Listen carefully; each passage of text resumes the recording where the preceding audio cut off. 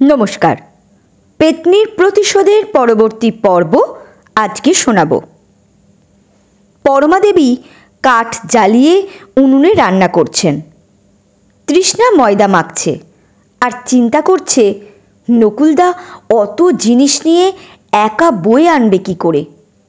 চন্দ্রানী রান্নাঘরে ঢুকে তৃষ্ণার খোঁপায় লাল গোলাপ ফুল গোঁজা রয়েছে দেখে ব্যঙ্গের হাসি হেসে বলল, এই তো চেহারা, তাতে আবার মাথায় ফুল গুঁজেছে, অপ্সরা হবার শখ জেগেছে। ওই তো লিকলিকে শরীর, যেমনই সাজিস না কেন কুৎসিতি দেখাবে। কথাগুলো বলার সাথে সাথে কে যেন চন্দ্রানীর ঠোঁট দুটো চেপে ধরল। সে মুখ খুলতে পারছে না, তার মুখটা কেমন এঁকে বেঁকে যাচ্ছে। তৃষ্ণা ক্যাবলার মতো চন্দ্রানীর মুখের দিকে চেয়ে আছে। কিছুক্ষণ পর চন্দ্রানী মুখ খুলল। তার ঠোঁট দুটো জ্বালা করছে। সে ঠোঁটে হাত বোলাতে বোলাতে বলল, কি হলো ব্যাপারটা? এবার কেউ যেন তাকে টানতে টানতে পরমা দেবীর কাছে নিয়ে গিয়ে দাঁড় করালো। চন্দ্রানী দেখে পরমা দেবী আর তৃষ্ণা ভয় পাচ্ছে। কোনো ভুল ত্রুটি হলেই চন্দ্রানীর মুখ দিয়ে কুকথার ফুলঝুরি বেরোবে, যেখানে সেখানে মার পড়বে। চন্দ্রানী হঠাৎ ওদের অবাক করে দিয়ে পরমা দেবীকে বলল, উঠুন মা, আমি রান্না করছি। দুজনেই হাঁ করে চন্দ্রানীর দিকে তাকিয়ে থাকলো।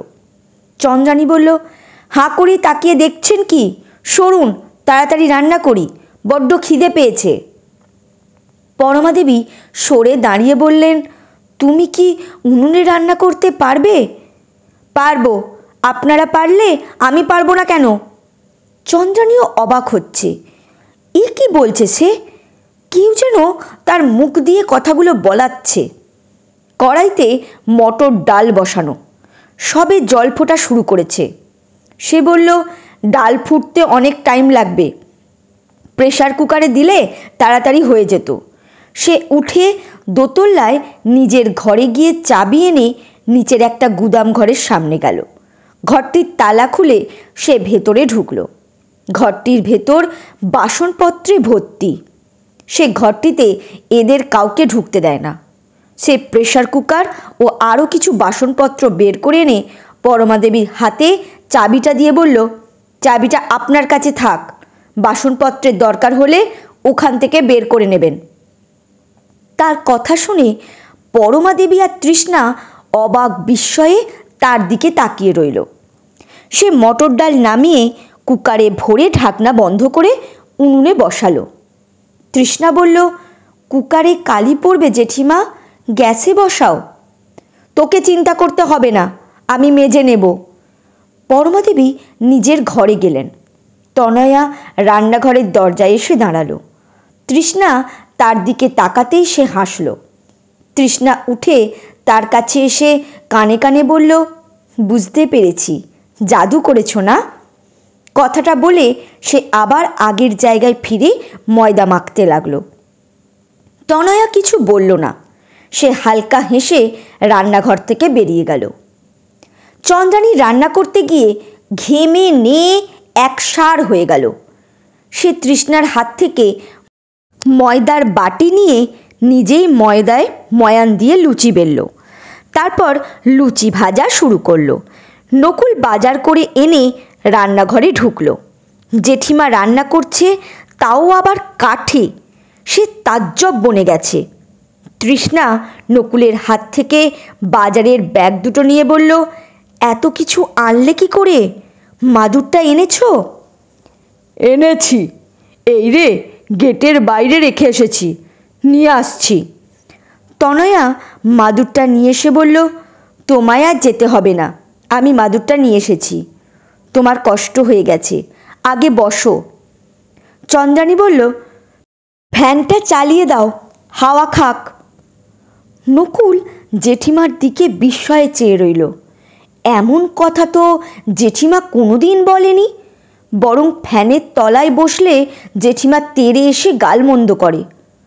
তৃষ্ণা নকুলকে বলল, হাতটা উনুনে একটু ছেঁকে নাও, তাহলে ব্যথা হবে না। নকুল হেসে বলল, না রে, আমার হাতে বেশি লাগেনি। একটা মেয়ের সাথে মাদুর কিনতে গিয়ে পরিচয় হলো। ভীষণ ভালো মেয়ে, আমায় মিষ্টি করে দাদা বলে ডাকলো।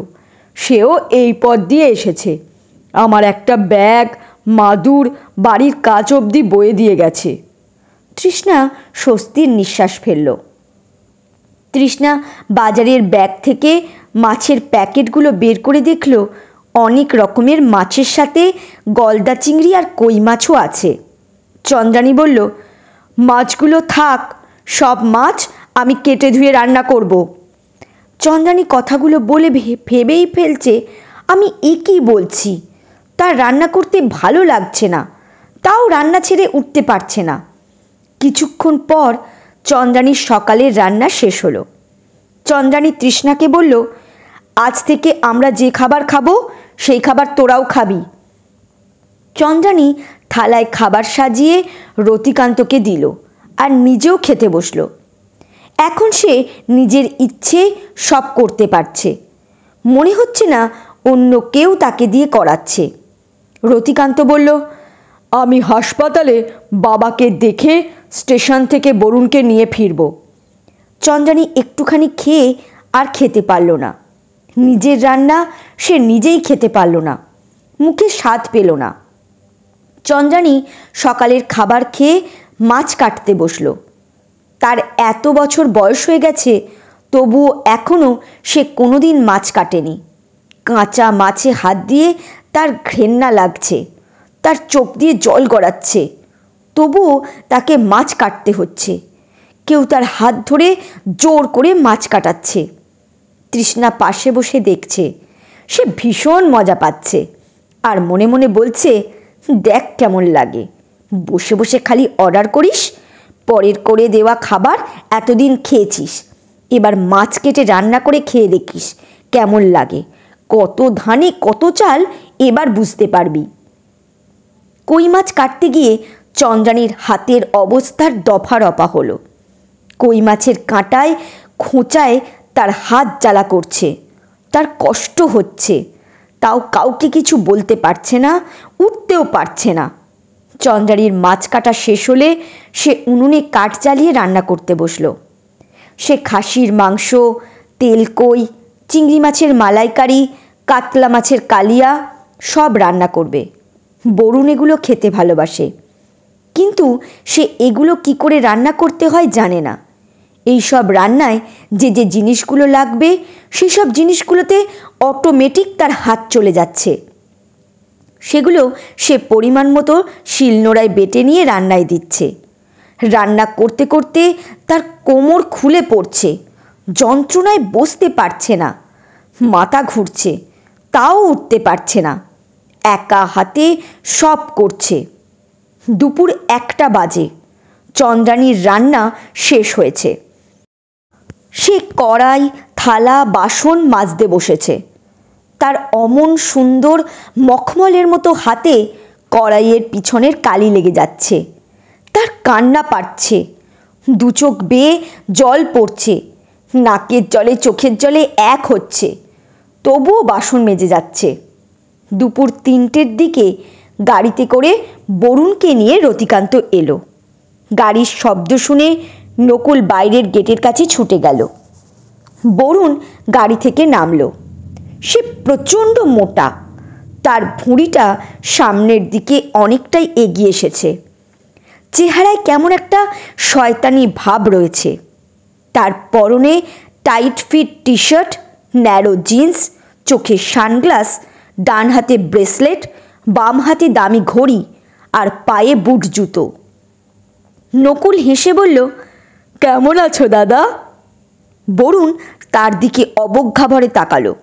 তার কথার জবাব না দিয়ে সে বলল, আমার ব্যাগগুলো আমার ঘরে নিয়ে আয়। কথাটা বলেই সে গটগট করে বাড়ির ভেতরে চলে গেল।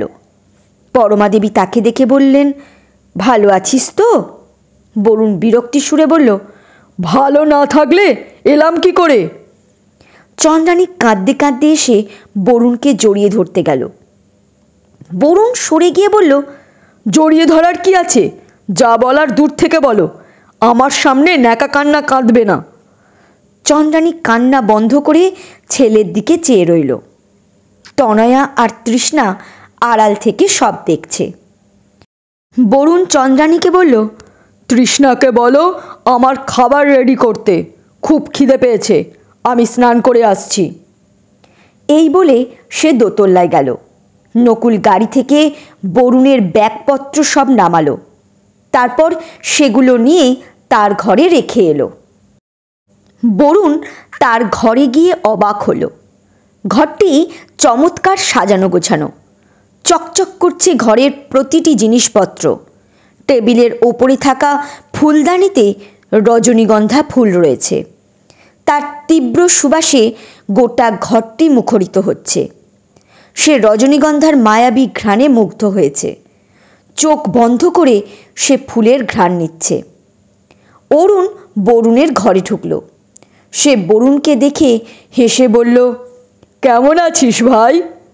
বরুণ চোখ খুঁড়ল, তারপর চিৎকার করে উঠে বলল, ভূত ভূত! রতিকান্ত আর নকুল সিঁড়ি দিয়ে উপরে উঠছে। তারা বরুণের চিৎকার শুনে জোর পায়ে বরুণের ঘরে এলো। বরুণ ভয়ে চোখ মুখ কেমন করছে, তার সারা শরীর কাঁপছে। রতিকান্ত আর নকুল দৌড়ে তার কাছে গিয়ে তাকে ধরল। বরুণ বেহুঁশ হলো, তাকে তারা মেঝেতে শুইয়ে দিল। নকুল চিৎকার করে উঠল। উপরে চিৎকারের আওয়াজ পেয়ে তনয়া, তৃষ্ণা আর চন্দ্রানী উপরে ছুটে এলো। নকুল তাড়াতাড়ি জল এনে বরুণের চোখে মুখে ছিটিয়ে দিল। অরুণ মুখ নিচু করে তাকিয়ে আছে বরুণের দিকে। বরুণের হুঁশ ফিরল। সে তাকালো। অরুণ হাসল। তার সামনের দুটো দাঁত নেই, তার ওপর প্রায় সারা গায়ে ব্যান্ডেজ। বরুণ তাকে দেখে আবার ভূত বলে চিৎকার করে উঠল। ভয়ে আর আতঙ্কে তার চোখ দুটো কোটর থেকে প্রায় ঠিকরে বেরিয়ে আসছে। নকুল বলল, বরুণদা ভয় পাচ্ছ কেন? ও অরুণদা তো। অরুণ হেসে বলল, আরে এটা আমি রে, চিনতে পারছিস না? ভয় পেয়ে গেলি? বরুণ এবার তার দিকে ভালো করে কিছুক্ষণ তাকিয়ে রইল, তারপর রেগে বলল, তুই? এ কি হাল হয়েছে তোর? ঘরে উপস্থিত সবাই হেসে উঠল। বরুণ লজ্জা পেয়ে উঠে বসল। চন্দ্রানী রতিকান্তকে বলল, ছেলেটা আমার ভয় পেয়েছে, ওকে ঝাড়াতে হবে, তান্ত্রিক বাবাকে একবার ডাকো। বরুণ বলল, মোটেও ভয় পাইনি, মাথাটা একটু ঘুরে গিয়েছিল। তৃষ্ণা আর তনয়া মুখ চেপে হাসল। বরুণ ভারী শরীর নিয়ে মেঝে থেকে উঠতে পারছে না। তনয়া তৃষ্ণার পিছনে দাঁড়িয়ে আছে। সে সামনে এসে বরুণের দিকে হাত বাড়িয়ে দিয়ে বলল, আমার হাত ধরে উঠুন। তৃষ্ণার তনয়ার ওপর খুব রাগ হচ্ছে। তনয়াকে দেখে বরুণের চোখ ধাঁধিয়ে গেল। এত সুন্দরী রমণী সে আগে দেখেনি। শহরে কত সুন্দরী মেয়ে রংচং মেখে আরও সুন্দর হয়ে ওঠে, কিন্তু এ যে তাদের থেকেও অপরূপা সুন্দরী। বরুণ তনয়ার দিকে তাকিয়ে তার সৌন্দর্য উপভোগ করছে। তনয়া বলল, হাতটা ধরুন। বরুণ হাতটা ধরল। তনয়া একটা টান মারল। বরুণ উঠে দাঁড়ালো। সে তনয়ার হাতটা ছাড়েনি। সে তনয়ার হাতে তার ঠোঁট ছোঁয়াতে গেল। তার গালে কে যেন চড় মারল। মুখটা জ্বলে উঠল। সে তনয়ার হাত ছেড়ে দিয়ে নিজের গালে হাত রাখল। তনয়া হেসে বলল, আমি হলাম নকুলদার বউ, অনেকটা দূর জার্নি করে এসেছেন, ফ্রেশ হয়ে খেতে আসুন। তনয়া আর তৃষ্ণা নিচে নামছে। তৃষ্ণার মুখটা অন্ধকার দেখে তনয়া বলল, কি হলো, মনের কোণে মেঘ জমেছে কেন? তুমি বরুণের দিকে হাতটা বাড়িয়ে দিলে কেন? ও এই ব্যাপার, তুমি জানো না ও কি ধরনের ভয়ঙ্কর। তনয়া জোরে হাসল। তুমি হাসছ? যে মানুষকে দেখে ভয় পেয়ে অজ্ঞান হয়ে যায়। কি বললে? বললাম যে মানুষটা নিজের দাদার সামনে দুটো দাঁত নেই, শরীরে ব্যান্ডেজ বাঁধা দেখে অজ্ঞান হয়ে যায়, সে আবার ভয়ঙ্কর হয় কি করে? তুমি ওকে হালকাভাবে নিও না, ও এদের থেকেও বড় জানোয়ার। তাই বুঝি? বরুণ স্নান করে ফ্রেশ হয়ে নিচের তলায় খেতে এলো। রতিকান্ত আর বরুণ খেতে বসল। চন্দ্রাণী বরুণের থালার পাশে লোভনীয় সব খাবারগুলো আলাদা আলাদা বাটিতে সব রেখে দিল। তারপর হেসে বলল, এই খাবারগুলো আমি তোর জন্য বানিয়েছি, ভালো করে খা বাবা। তনয়া আর তৃষ্ণা দরজায় পর্দার আড়ালে দাঁড়িয়ে দেখছে। বরুণ প্রত্যেকটা খাবার পাতে নিচ্ছে আর একটুখানি মুখে দিয়ে না খেতে পেরে সরিয়ে রাখছে। চন্দ্রাণী উদ্বেগের সাথে বলল, কি হলো বাবা, খাবারগুলো খাচ্ছিস না কেন? বরুণ চুপ করে রইল। এবার সে খাসির মাংস পাতে নিয়ে একটুখানি মুখে দিয়েই খাবারের থালাটা ছুঁড়ে ফেলে দিয়ে প্রচণ্ড রেগে বলল, এটা কি খাবার হয়েছে না অখাদ্য হয়েছে? হঠাৎ করে আমার জন্য দরদ দেখিয়ে কেন রান্না করতে গেলে? কোনোদিনও তো দেখিনি আমাদের জন্য কিছু বানাতে। আজ তোমার কেন এত দরদ উথলে পড়ল? তোমার রান্না তুমি খাও। রতিকান্ত খেতে পারছে না। সে চন্দ্রাণীর দিকে কটমট করে তাকিয়ে বেশ ঝাঁঝালো সুরে বলল, অনেক দিন পর ছেলেটা কলকাতা থেকে এসেছে, একটু ভালো মন্দ খাবে, অথচ এমন রান্না করেছো যে মুখেই তোলা যাচ্ছে না। বলি, রান্না করতে যখন পারো না তখন রান্না করতে যাও কেন? বরুণ রাগে গজগজ করতে করতে বেসিনে হাত ধুতে যাচ্ছে। তনয়া দরজায় পর্দার আড়াল থেকে বেরিয়ে এসে কোমল স্বরে বলল, আলু সিদ্ধ ভাত খাবেন বরুণদা? আশা করি ভালো লাগবে। তনয়ার দিকে তাকিয়ে সে না করতে পারল না। এমনিতেই তার প্রচণ্ড খিদে পেয়েছে। খিদে পেট চোঁচো করছে। সেই সকালে খেয়ে এসেছে, ট্রেনে শুধু বিস্কুট আর জল খেয়েছে। বরুণ বলল, আনো। তনয়া আলু সিদ্ধ ভাত বরুণকে খেতে দিল। বরুণ তাই দিয়ে খাচ্ছে আর বলছে, সিদ্ধ ভাত খেতে দারুণ লাগে তো। রতিকান্ত মাছ মাংস দিয়ে খেতে পারল না। সে তনয়ার দিকে তাকিয়ে বলল, আলু সিদ্ধ ভাত আর আছে? আছে, খাবেন জেঠু? আনো। চন্দ্রাণীর মনের কষ্টে বসে আছে। সে রান্না ব্যাপারটা রতিকান্ত আর বরুণকে বলতে গিয়েও বলল না। উল্টে ওই ধমক খাবে সেজন্য সে চুপ করে রইল। তনয়া রতিকান্তকে আর চন্দ্রাণীকেও আলু সিদ্ধ ভাত দিল। বরুণ খেয়ে বলল, কাল আবার আলু সিদ্ধ ভাত করো তো। রতিকান্ত তার কথায় সায় দিল। তনয়া মাথা নাড়ল। তৃষ্ণা মেঝেতে পড়া ভাতগুলো তুলতে তুলতে তনয়ার দিকে তাকিয়ে হাসল। বরুণরা খেয়ে দোতলায় চলে গেল। পরমাদেবী, তৃষ্ণা আর নকুল ভালো ভালো খাবারগুলো খেতে বসল। দারুণ হয়েছে রান্নাটা। পরমাদেবী দুঃখ করে তনয়াকে বললেন, আমাদের সাথে খাস না কেন তুই? আমি যখন তখন খেতে পারি না ঠাকুমা, যখন খিদে পাবে তখন ঠিক খেয়ে নেব। রতিকান্ত আর চন্দ্রাণী খাটে মাদুর পেতে শুয়ে বিশ্রাম করছে। তারা মাদুরে শুয়ে বেশ আরাম পাচ্ছে। রাতে খাওয়া দাওয়ার পর রতিকান্ত তার বাবার চিকিৎসার ব্যাপারে আলোচনা করার জন্য তার দুই ছেলেকে নিয়ে দোতলায় নিজের ঘরে বসল। রতিকান্ত বলল, হাসপাতাল থেকে বলেছে বাবাকে ওখানে রেখে কোনো লাভ নেই, বাড়িতে এনে ফিজিওথেরাপি দিতে হবে। ওতে লাভ হতে পারে, আবার নাও হতে পারে। আমি ভাবছি বাবাকে কলকাতায় নিয়ে গিয়ে বড় হাসপাতালে একবার দেখাবো। বরুণ বলল, ওতে কোনো লাভ নেই, বয়স তো আর কম হয়নি, খালি খালি টাকা নষ্ট করার কোনো মানে হয় না। রতিকান্ত অবাক হয়ে বলল, এ কি বলছিস তুই? ঠিকই বলছি, যে কদিন বাঁচে ওইভাবেই বাঁচুক না। অরুণ বলল, ঠাকুরদা আছে বলেই আমাদের এত বল আর ভরসা। ঠাকুরদা সব দিকে সামলায়। তা ঠিক, তবে চিরকাল তো কেউ বেঁচে থাকে না, আর ঠাকুরদার শরীরের যা অবস্থা শুনলাম, তাতে ওনার আর হেঁটে চলে বেড়ানোর সম্ভাবনা নেই। চন্দ্রানী চুপচাপ খাটের এক কোণে বসে আছে। রান্না করা, মাছ কাটা, বাসন বের করা, বাসন মাজা, এই পুরো ব্যাপারটা তাকে ভাবাচ্ছে।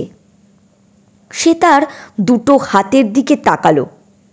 আগুনের কাছে বসে রান্না করে বাসন মেজে তার কোমল সুন্দর হাতখানি কেমন কালো পানা দেখাচ্ছে।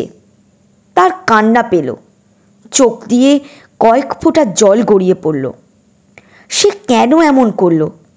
কেন এমন সব কথা বলল? কেউ জোর করে তাকে দিয়ে কাজগুলো করাচ্ছে? কে সে? তাকে তো সে দেখতে পেল না। হঠাৎ সে বলে উঠল, এত বিপদ হচ্ছে এ বাড়িতে, নিশ্চয়ই কোনো অশরীরী আত্মা এ বাড়িতে ঢুকেছে। আমায় দিয়ে কেউ জোর করে।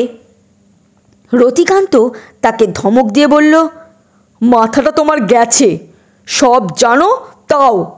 বরুণ বলল, মার কথা ছাড়ো তো বাবা, একজন ফিজিওথেরাপিস্টের খোঁজ করো। আমার ঘুম পাচ্ছে, আমি শুতে যাচ্ছি।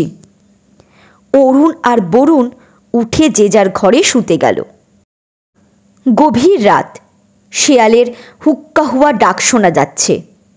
তনয়া বাড়ির পিছনের একটি আম গাছে বসে জোরে জোরে দোল খাচ্ছে আর ভাবছে কবে অমাবস্যা আসবে।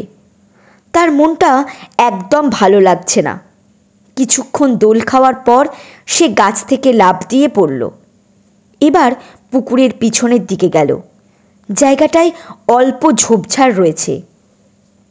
সে ঝোপঝাপগুলো হাত দিয়ে ছিঁড়ে ফেলে দিয়ে পুকুরের পাড়ে বসল। বড় বড় মাছ জলে সাঁতার কাটছে। একটি মাছ অসাধারণ ভঙ্গিতে সাঁতার কেটে বেড়াচ্ছে। মাঝে মাঝে জলের উপরে মুখ তুলে জল খাচ্ছে। তনয়া হাত লম্বা করে মাছটি তুলে আবার জলে ছেড়ে দিল। মাছটি একই রকমভাবে সাঁতার কাটতে কাটতে পালালো। তনয়া লক্ষ্য করল পুকুরের জল আস্তে আস্তে লাল হচ্ছে। তনয়া বুঝতে পারল না ব্যাপারটা। সে পুকুরের পাড়ের থেকে উঠে পুকুরের ভেতরের দিকে একটু নেমে জলের দিকে তাকিয়ে থাকলো। জলটা ধীরে ধীরে রক্তের মতো লাল হয়ে গেল। সে কৌতূহলী হয়ে ভালো করে জলের ভেতরটা দেখার চেষ্টা করছে। কিছু দেখতে পাচ্ছে না, মাছগুলোও দেখা যাচ্ছে না। সে চোখ বন্ধ করে তার অন্তর্দৃষ্টি দিয়ে দেখার চেষ্টা করছে জল কেন রক্তের মতো লাল হলো। কিন্তু লাল জল ছাড়া কিছুই তার নজরে আসছে না। এবার সে পুকুরের চারিদিকে ঘুরছে। সব দিকে জল রক্তের মতো লাল। যে মাছটিকে সে তুলেছিল তাকে সে মরিয়া হয়ে দেখার চেষ্টা করল, কিন্তু পারল না। এ কি হচ্ছে তার সাথে? এ বাড়ির আনাচে কানাচে কত রহস্য লুকিয়ে আছে কে জানে। তনয়া শশীকান্তের ঘরের দিকে তাকালো। নিস্তব্ধ, নিশ্চুপ, কেমন একটা মায়াবী পরিবেশ বিরাজ করছে ওদিকটায়। সে শশীকান্তের বাথরুমে রক্ত দেখেছে। আবার এই মাছটির গায়ে হাত দিতেই পুকুরের জল লাল রক্তের মতো লাল হলো কেন, সেটা সে ভেবে উঠতে পারল না। সে ভেবে কোনো সমাধান করতে পারছে না। সে মনটাকে শান্ত করতে বাড়ির সামনের কালী মন্দিরে ঢুকল।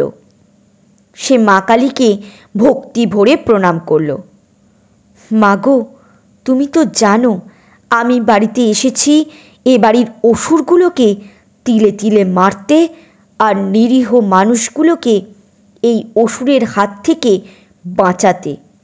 এদের হাতে আমরা যারা অত্যাচারিত হয়ে নৃশংসভাবে মারা গেছি তাদের মধ্যে একমাত্র আমি এ বাড়িতে তন্ত্র সাধনা বলে ঢুকতে পেরেছি। তাদের হয়ে আমি এদের কঠোর শাস্তি দিতে এসেছি। কিন্তু এ বাড়িতে এসে এ কি দেখছি? আমার থেকেও শক্তিধর কেউ এখানে আছে। আমার গুরুদেব বলেছেন কালী জঙ্গলে গিয়ে তোমার সাধনা করতে। তাই করব মা। সর্বশক্তির অধিকারী হব আমি, আর এই বাড়ির অশুভ শক্তি দূর করে এই অসুরদের নিধন করে অত্যাচারিত মানুষগুলোকে মুক্তি দেব।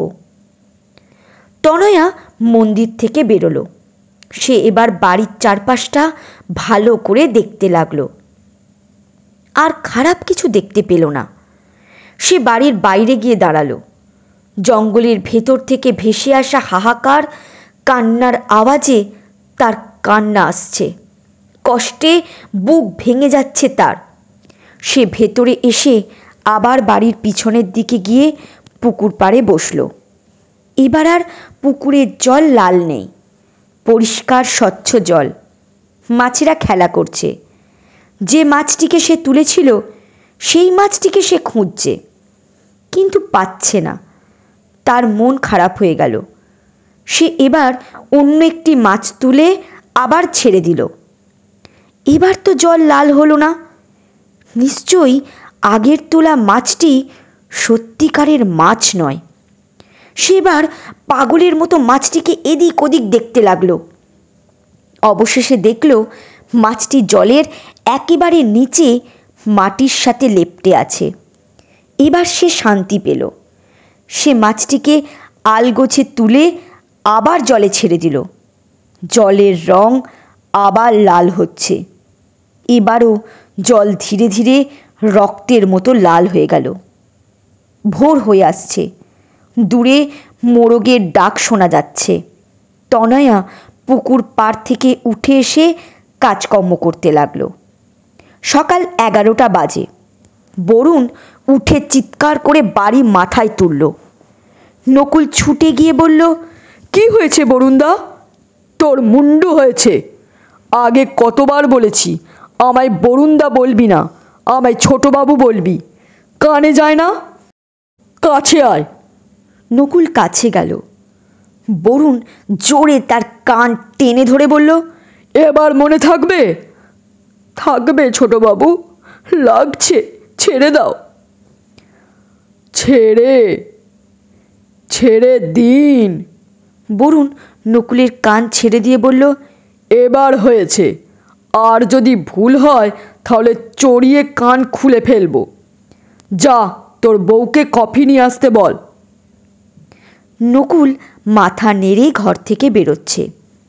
বরুণ সরে যেতে গিয়ে হঠাৎ হোঁচট খেয়ে পড়ল আলমারির গায়ে। তার কানটা আলমারির কোণে জোরে লাগলো। সে চিৎকার করে উঠল। তার কানে প্রচণ্ড ব্যথা করছে। নকুল পিছনে ফিরে দৌড়ে তার কাছে গিয়ে তাকে ধরল। বরুণ এক হাত দিয়ে কান চেপে ধরে তাকে ধমক দিয়ে বলল, তোর হাত নোংরা, এই হাত দিয়ে আমায় কেন ধরলি? নকুল কিছু না বলে কানে হাত চেপে ধরে নিচের তলায় এলো। তনয়া বলল, কানটা অমন করে ধরে আছো কেন? নকুল মুখ অন্ধকার করে বলল, এমনি। তৃষ্ণা বলল, কারোর কাছে কানমলা খেয়ে এসেছে বোধহয়। নকুল তনয়াকে বলল, ছোটবাবু কফি বানিয়ে নিয়ে যেতে বলল। তনয়া কফি বানালো। তৃষ্ণা জল গরম করতে দিল। তনয়া বলল, কি করবে গরম জল দিয়ে? তৃষ্ণা বলল, নকুলদার কানে গরম জলে সেঁক দিতে হবে।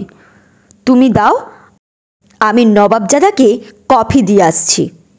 তনয়া বলল, না, গরম সেঁক তুমি দাও।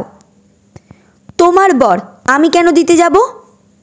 তনয়া মুচকি হাসি দিয়ে বলল, এতদিন তো তুমিই দিয়ে এসেছো। হ্যাঁ, কিন্তু এখন তো তার বউ এসেছে।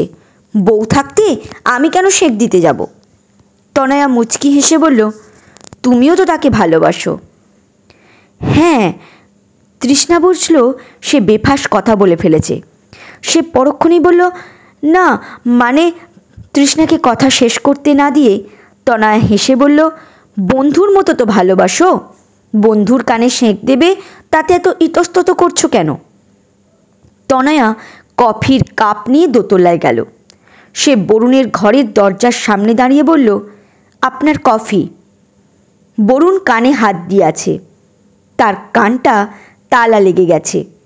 সে বলল, কফিটা টেবিলের ওপর রেখে 1 কাপ চা আনো। তনয়া কফির কাপটা টেবিলের ওপর রেখে নিচে এলো। তৃষ্ণা নকুলের কানে গরম জলে সেঁক দিচ্ছে। তনয়াকে দেখে সে বলল, আবার কিছু অর্ডার করেছে? হ্যাঁ, চা খাবেন বাবু। তনয়া চা বানিয়ে নিয়ে আবার উপরে গেল। বরুণ চায়ে 1 চুমুক দিয়ে বলল, তুমি বানিয়েছো? হ্যাঁ।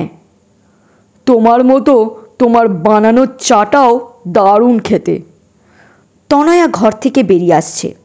বরুণ বলে উঠল, চলে যাচ্ছ কেন? বসো। তনয়া ফিরে এসে চেয়ারে বসতে গেল। বরুণ বলল, খাটের ওপর আরাম করে বসো। তনয়া খাটের ওপর পা ঝুলিয়ে বসল। তোমার বাড়ি কোথায়? ওই দিকে। তোমায় ভীষণ মিষ্টি দেখতে। তনয়া দেখছে বরুণ কথা বলতে বলতে তার দিকে সরে আসছে। বরুণের মুখ দিয়ে গাঁজার গন্ধ বেরোচ্ছে। সে ঘুম থেকে উঠেই আগে গাঁজা টেনেছে, হালকা নেশাও চেপেছে। একসময় বরুণ চায়ের কাপটা রেখে তনয়ার কোলের কাছে এসে তার হাত দুটো ধরে বলল, কি সুন্দর মাখনের মতো হাত। তনয়া বলল, কফিটা কখন খাবেন? ঠান্ডা হয়ে যাচ্ছে তো। নকুল বরুণের ঘরে ঢুকল। তার কপালে চিন্তার ভাঁজ দেখা যাচ্ছে। বরুণ তাকে দেখে খেপে গিয়ে বলল, কি চাই রে তোর? দরজায় নক না করে ঢুকলি কেন? নকুল ভয়ে ভয়ে বলল, ওকে ডাকতে এসেছি। তুই বের হ আমার ঘর থেকে। নকুল ঘরের বাইরে গিয়ে দাঁড়ালো। রতিকান্ত তাকে দেখে বলল, এখানে সঙ্গের মতো দাঁড়িয়ে না থেকে নিচে যা। নকুল সিঁড়ি দিয়ে নিচে নামল। রতিকান্ত বরুণকে ডাকল। বরুণ বাইরে এলো। তনয়া ঘর থেকে বেরিয়ে নিচে নেমে গেল। রতিকান্ত বুঝতে পারল তার মতো তার ছেলেও তনয়াকে মনে ধরেছে। রতিকান্ত বলল, বাবাকে আজ হাসপাতাল থেকে ছুটি করিয়ে আনবো, চল আমার সাথে। আমি যাব না, নকুলকে নিয়ে যাও। সকালেই গাঁজা টেনে বসে আছিস না? মাথা মোটা নকুলটাও সাথে যাবে, তুইও চল, তাড়াতাড়ি খেয়ে তৈরি হয়ে নে। এই বলে রতিকান্ত বরুণের ঘর থেকে বেরিয়ে নিজের ঘরে গেল। রতিকান্ত বরুণ আর নকুলকে নিয়ে কর্তামশাইকে আনতে নার্সিংহোমে গেল। কর্তামশাইয়ের ঘরের কারুকার্য করা খাটের ওপর থেকে তনয়া গদি সরিয়ে ফেলে একটা মাদুর পেতে দিল। দুপুর 3টের দিকে রতিকান্তরা কর্তামশাইকে নিয়ে বাড়িতে এলো। কর্তামশাইকে নিয়ে তার ঘরে মাদুরের ওপর শোয়ানো হলো। কর্তামশাই মাদুরের সাথে লেপ্টে গেছেন। তনয়া তার দিকে তাকিয়ে শয়তানি হাসি দিল। বিকেল 5:30 বাজে। তনয়া কাপড় চোপড় আনতে ছাদে যাচ্ছে। তার পরনে শাড়ি। বরুণ তাকে ছাদে উঠতে দেখে সেও পিছন পিছন গেল। তনয়া ছাদে উঠে কাপড় তুলছে। তার পেটটা বেরিয়ে আছে, বুকের কাপড়ও সামান্য সরে গেছে। বরুণ লোলুপ দৃষ্টি নিয়ে তাকিয়ে আছে তনয়ার দিকে। তনয়া আর চোখে তাকে দেখছে। বরুণ ধীরে ধীরে তনয়ার কাছে গিয়ে তাকে জড়িয়ে ধরল। তার মুখ দিয়ে সিগারেটের গন্ধ বেরোচ্ছে। তনয়া নিজেকে মুক্ত করার চেষ্টা করে বলল, এ কী করছেন আপনি? আমি আপনার ভাইয়ের বউ। দূর, ওকে ভাই বলে আমি মানি না। অমন একটা অকাল কুষ্মাণ্ডু ছেলেকে কি করে যে তুমি বিয়ে করলে? কি আছে ওর? না আছে পৌরুষ, আর না আছে। তনয়া বরুণকে কথা শেষ করতে না দিয়ে বলল, ওর মধ্যে সারল্য আছে, মায়া আছে, মমতা আছে। দূর, ওগুলো দিয়ে কি ধুয়ে ধুয়ে জল খাবে? আনন্দ ফুর্তি করতে হবে, বুঝেছ? জীবনটাকে উপভোগ করতে হবে। আমার কাছে এসো। বলে বরুণ তনয়াকে ধরতে গেল। তনয়া সরে গিয়ে বলল, আপনি আমার গুরুজন। বালের কথা রাখো তো, কাছে এসো। তনয়া জোর পায়ে সিঁড়ি দিয়ে নিচে নেমে যাচ্ছে। বরুণ বলল, যাবে আর কোথায়? ভালো কথায় ধরা না দিয়ে বল প্রয়োগ আমাকে করতেই হবে। তোমার মতো রসের টইটুম্বুর মেয়েকে আমার চাই চাই। রাতে সবার খাওয়া হয়ে গেছে। তনয়া খাবার ঘরটা পরিষ্কার করে পরমা দেবীর ঘরে ঢুকল। নকুল আর তৃষ্ণা ঠাকুমার দুপাশে বসে আছে। তৃষ্ণা মনমরা হয়ে তনয়াকে বলল, কোনো কাজে আমাকে হাত লাগাতে দাও না কেন বলো তো? একাই শুধু খাটবে। বরুণ মদ খেয়ে নিচে নেমে এসে কাঁপা কাঁপা গলায় বলল, এই তৃষ্ণা, তৃষ্ণা। তৃষ্ণা তাড়াতাড়ি ঘর থেকে বেরোলো। বরুণ তাকে দেখে বলল, নকুলের বউকে আমার ঘরে পাঠিয়ে দে। বরুণ মদ খেয়ে ঢুলছে। তৃষ্ণা বলল, কিছু লাগবে আমায় বলুন বরুণদা। দূর শালি, এত বলেছি বরুণদা বলবি না, তাও শোধরাবি না। আচ্ছা ঠিক আছে ছোটবাবু। হ্যাঁ, নকুলের বউকে ডাক। তৃষ্ণা বুদ্ধি করে বলল, ও তো শুয়ে পড়েছে। তাতে কি হয়েছে? গিয়ে বল ছোটবাবু ডাকছে। তৃষ্ণা বেশ সাহস সঞ্চয় করে বলল, যা বলার আমায় বলুন। তবে রে, দেখাচ্ছি মজা, কাছে আয়।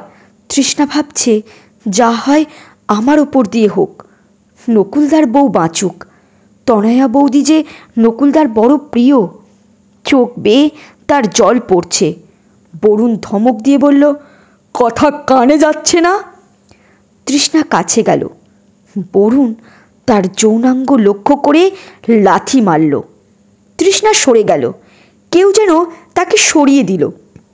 বরুণ প্রচণ্ড রেগে গিয়ে বলল, এই শালি, সরে গেলি, আজ তোর পিণ্ডি চটকাবো। পরমা দেবী ঘর থেকে বেরিয়ে বললেন, ও কোনো অন্যায় করলে ক্ষমা করে দে, উপরে নিচের ঘরে যা। এই বুড়ি, একদম কথা বলবি না। ঠাকুমার সাথে এমনভাবে কথা বলছিস কেন তুই? বরুণ মুখ ভেঙচে বলল, তা কিভাবে কথা বলবো? তোমার পায়ে ধরে আপনি করে কথা বলতে হবে। পরমা দেবী কাঁদতে কাঁদতে বললেন, মানুষ হলি না তোরা। খালি তোমার নাকে কান্না, বেরো চোখের সামনে থেকে। বরুণ এবার তৃষ্ণার চুলের মুঠি ধরে তাকে মারতে উদ্যত হলো। পরমা দেবী ঠেকাতে গেলেন। বরুণ তাকে জোরে ধাক্কা মারল। পরমা দেবী ছিটকে পড়ে যেতে গেলেন। তনয়া তাড়াতাড়ি ঘর থেকে বেরিয়ে এসে তাকে ধরল। নকুলও এসে ঠাকুমাকে ধরল। তনয়াকে দেখে বরুণ তৃষ্ণাকে ছেড়ে তনয়াকে বলল, এসো, আমার ঘরে এসো তুমি। নকুল বরুণকে কিছু বলতে গেল, কিন্তু ওর চোখের দিকে তাকিয়ে ভয়ে বলতে পারল না। তৃষ্ণা দাঁড়িয়ে রইল। সমানে তার চোখ দিয়ে জল পড়ছে। সে ভাবছে, তনয়া কেন আসতে গেল? আমি তাকে বাঁচাতে চাইছি, আর সে স্বেচ্ছায় বিপদের মধ্যে এসেছে। সে না হয় জাদু জানে, তাই বলে সবসময় কি জাদু খাটে? বরুণ সিঁড়ি দিয়ে আগে আগে উঠছে। তনয়া পিছন পিছন উঠছে। বরুণ আর তনয়া উপরে উঠে বরুণের ঘরে গেল। বরুণ দরজা বন্ধ করল। তৃষ্ণা স্থির থাকতে পারছে না। সেও ওপরে উঠে বরুণের ঘরের দরজার সামনে দাঁড়িয়ে ঠাকুরকে প্রণাম করছে আর বলছে, নকুলদার বউকে তুমি বাঁচাও ঠাকুর, আমাকে যত খুশি কষ্ট দাও। তার চোখ দিয়ে অনর্গল শ্রাবণের ধারা বয়ে যাচ্ছে। তনয়া খাটের পাশে দাঁড়িয়ে রইল। বরুণ তার বুকের কাপড়টা এক টানে ফেলে দিল। তার বুকের দিকে তাকিয়ে সে কামাতোর দৃষ্টি দিয়ে তার কাছে এগিয়ে এলো। তারপর তাকে এক ঝটকায় কাছে টেনে নিয়ে তার ঠোঁটে ঠোঁট ছোঁয়াতে গেল। তনয়া মুখ সরিয়ে নিয়ে বলল, আপনি মদ, গাঁজা, সিগারেট সব খান? খাই, এসব না খেলে সে কিসের পুরুষ? ফালতু না বকে কাছে আসো তো। বরুণ তনয়াকে শক্ত করে তার বাহুবন্ধনে আবদ্ধ করল। তনয়ার অস্বস্তি হচ্ছে। সে বরুণের বাহুবন্ধন থেকে মুক্ত হওয়ার চেষ্টা করছে। বরুণ ক্ষিপ্ত হয়ে তনয়ার ব্লাউজটা এক টানে ছিঁড়ে ফেলতে গেল। অমনি কারেন্ট চলে গেল। জানলা খোলা, তাও পুরো ঘরটা অন্ধকারে ঢেকে গেছে। বরুণ প্রচণ্ড উত্তেজনায় তনয়াকে জাপটে ধরে খাটে শোয়ালো। তার বুকে হাত দিতে গেল। এ কি, এ তো পাথর! তনয়ার শরীরের উপর সে তার বিরাট শরীরটা নিয়ে উঠতে গেল, কিন্তু কোথাও তো তনয়ার কোমল শরীরটা পাচ্ছে না। যেখানে হাত দিচ্ছে শক্ত পাথর। এবার সে তনয়ার যৌনাঙ্গ খোঁজার চেষ্টা করছে, কিন্তু পাচ্ছে না। পুরো শরীরটাই পাথর। বরুণ ঘাবড়ে গিয়ে বলল, খাটে পাথর এলো কোথা থেকে? কে শয়তানি করলো? তনয়া, তুমি কোথায়? কোনো উত্তর পেল না। বরুণ এবার পাথরের ওপর থেকে নেবে মোবাইলটা হাতড়ে খুঁজতে লাগলো। মোবাইলটা খাটের ওপরেই ছিল, কিন্তু সে খুঁজে পেল না। সে বলল, তনয়া। হঠাৎ বরুণ ঘন কালো অন্ধকারের মধ্যে একটা বীভৎস মুখ দেখতে পেল। মুখটি অগ্নিদৃষ্টি নিক্ষেপ করে তার দিকে তাকালো। বরুণ মুখটি দেখে ভয়ে খাটের ওপর থেকে নামতে গিয়ে দড়াম করে মেঝেতে পড়ল। বীভৎস মুখটি তার দিকে এগিয়ে আসছে। সে ভয়ে কিছু বলতে গেল, মুখ দিয়ে কোনো আওয়াজ বেরোলো না। মুখটা তার মুখের কাছে এলো। সে ভয়ে মূর্ছা গেল। কারেন্ট এলো। তনয়া দরজা খুলে ঘর থেকে বেরোলো। তৃষ্ণা এখনও দরজার বাইরে দাঁড়িয়ে কাঁদছে। তনয়াকে দেখে সে তার দিকে করুণ দৃষ্টিতে তাকালো। তনয়া হেসে বলল, আমি ঠিক আছি, চলো নিচে। তৃষ্ণা এবার একটু খুশি হলো।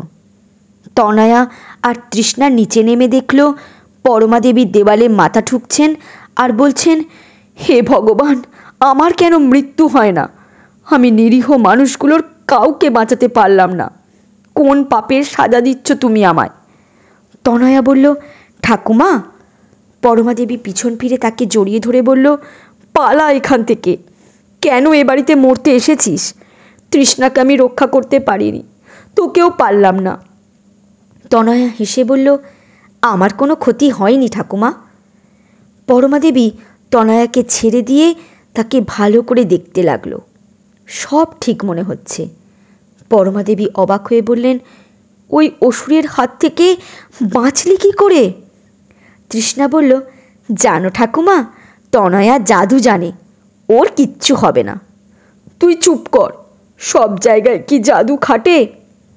পরমা দেবী তনয়ার কপালে একটা চুমু দিয়ে বললেন, ঘরে শুতে যা। হাবাগোবাটা দেখ, গিয়ে বিছানায় মুখ লুকিয়ে হয়তো কাঁদছে। কান্না ছাড়া আমাদের কী বা করার আছে? তনয়া ঘরে গেল। নকুল খাটের ওপর শুয়ে ফুপিয়ে ফুপিয়ে কাঁদছে।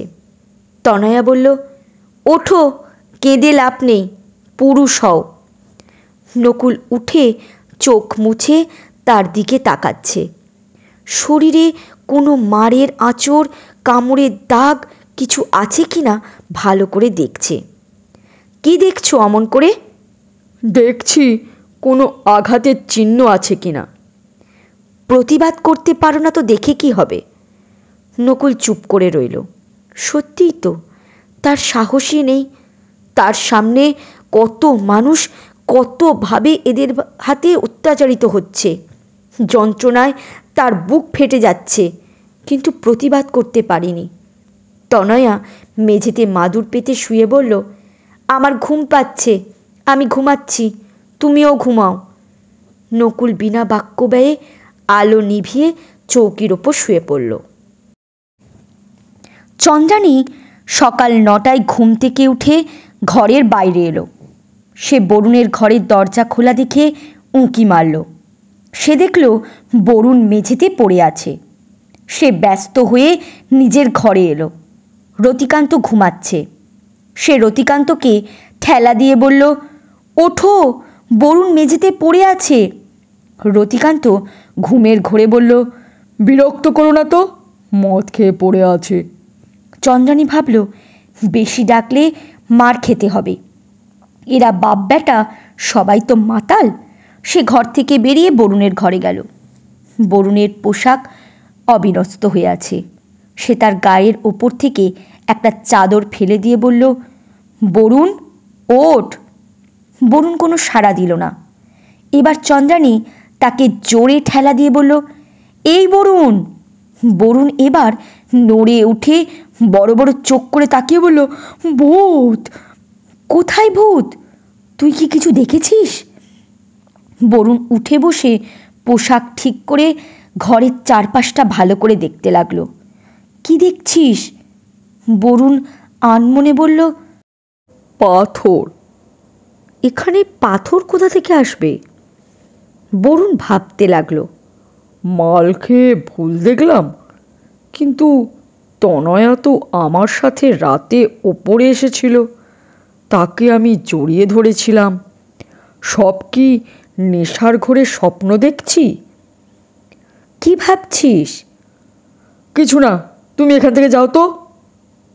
চন্দ্রানী বরুণের ঘর থেকে বেরিয়ে বারান্দায় গিয়ে ইজি চেয়ারে শরীরটা এলিয়ে দিয়ে ভাবতে লাগলো। বরুণ নিশ্চয়ই কিছু দেখেছে। কোনো অশরীরী আত্মা এ বাড়িতে নিশ্চয়ই ঢুকেছে। রতিকান্ত ঘুম থেকে উঠে চোখ ডলতে ডলতে বারান্দায় এসে বলল, কি ভাবছো? এ বাড়িতে পরপর বিপদ হচ্ছে।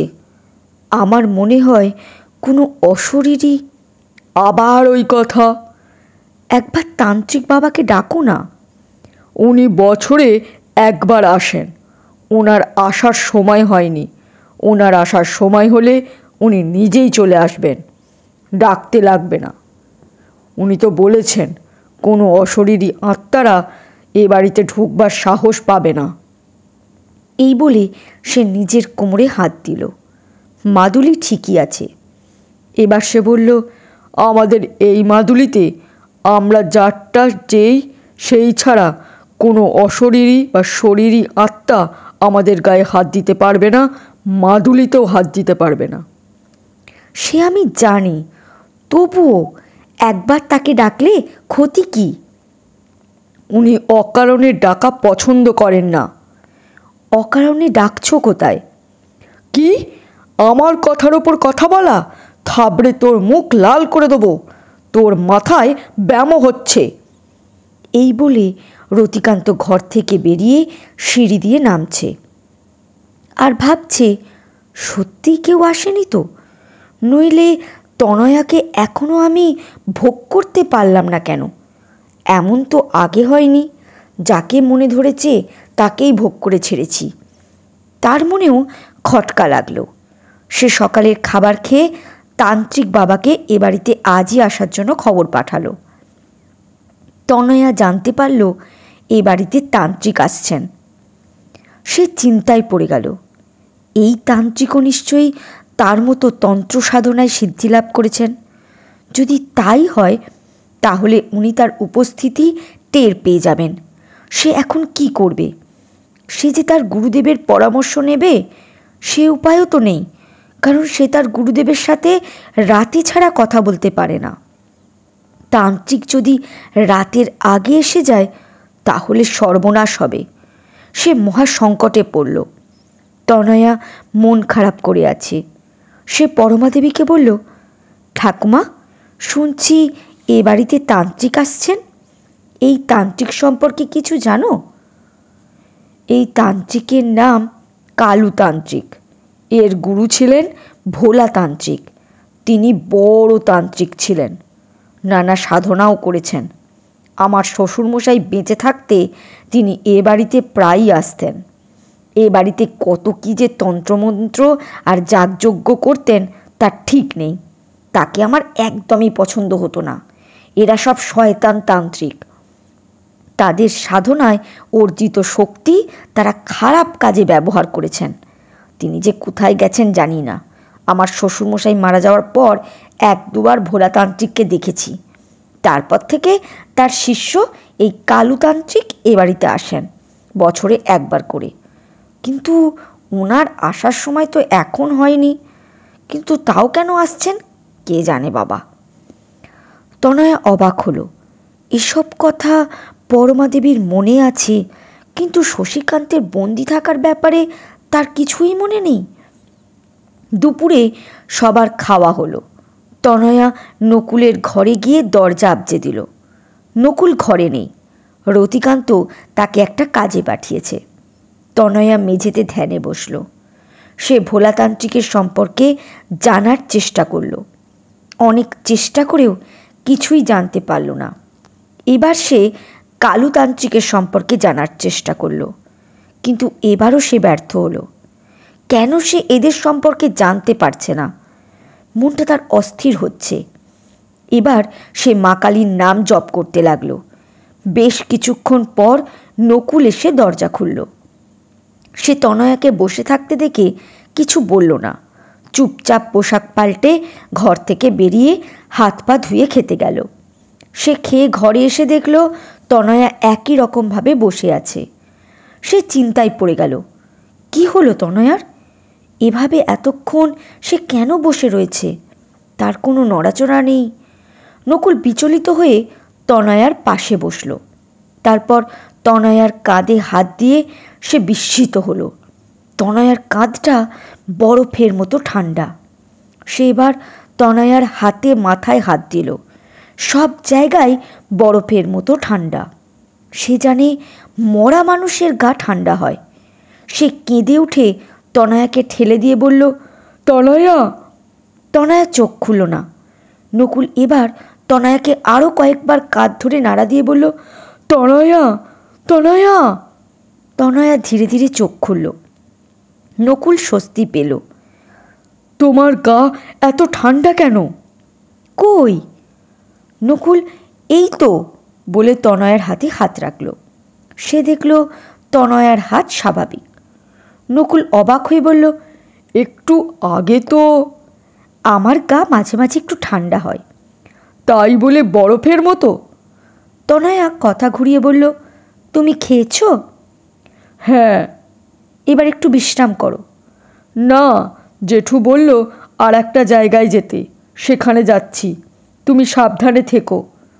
তনয়া আনমনে হয়ে বলল, ঠিক আছে। নকুল চলে গেল। তনয়া বাড়ির সামনের কালী মন্দিরের ভেতরে ঢুকে মা কালীকে ভক্তি ভরে প্রণাম করল। তারপর তার পায়ের কাছে বসে বলল, মা গো, কালুতান্ত্রিক যেন রাত্রিরে আসে। উনি আসার আগে আমি যেন আমার গুরুদেবের সাথে দেখা করতে পারি। তান্ত্রিক যেন আমাকে চিনতে না পারে। আমি ভালো কাজে এসেছি।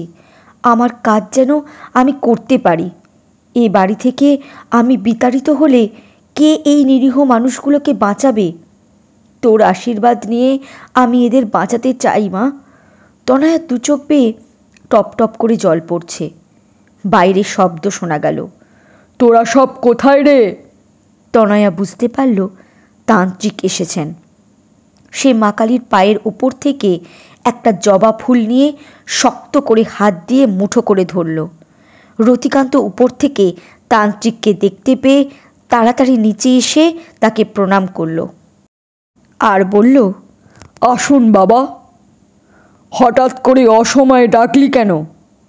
রতিকান্ত বলল, ভেতরে আসুন বাবা, তারপর সব বলছি। কালুতান্ত্রিক কালী মন্দিরের দিকে একবার তাকিয়ে মা কালীকে উদ্দেশ্য করে প্রণাম করল।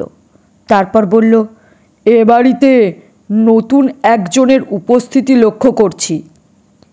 হ্যাঁ গুরুদেব, নকুল একটি মেয়েকে বিয়ে করে এনেছে। ও। পরমাদেবী আর তৃষ্ণা তান্ত্রিক এসেছে বুঝতে পেরে ভয়ে তাদের ঘরে জড়সড় হয়ে বসে আছে। রতিকান্ত তান্ত্রিক বাবাকে একটি ঘরে নিয়ে গিয়ে বসালো। তান্ত্রিক বললেন, কোনো সমস্যা হওয়ার কথা তো নয়, বল তোদের কি সমস্যা? রতিকান্ত তার সাথে ঘটা ঘটনাগুলো খুলে বলে বলল, জানি না গুরুদেব, নেশার ঘোরে ভুল স্বপ্ন দেখেছি কিনা। সে তার বাবা আর বড় ছেলের দুর্ঘটনার কথাও জানালো। এবার চন্দ্রানী তার দুই ছেলে এসে তান্ত্রিককে প্রণাম করল। চন্দ্রানী তার সাথে যেসব ঘটনা ঘটেছে সব তান্ত্রিককে বলল। কালুতান্ত্রিক মনোযোগ দিয়ে তার কথা শুনে বলল, ঠিক আছে, আমি দেখছি কেউ কোনো শক্তি বলে এখানে ঢুকেছে কিনা। তান্ত্রিক বাবা আগে কর্তামশাইয়ের ঘরে গেলেন, তারপর সারা বাড়ি, পুকুর পাড় সব দেখে শুনে বাড়ির সামনে এলেন। তারপর কালী মন্দিরের সামনে দাঁড়িয়ে বললেন, নকুলের বউকে একবার ডাক, দেখি তাকে। চন্দ্রানী তনয়াকে ডাকতে ঘরে গেল। আজকে শুনলেন পেত্নীর প্রতিশোধের 18 থেকে 22 পর্ব। পরবর্তী পর্ব খুব শীঘ্রই আসবে। ধন্যবাদ।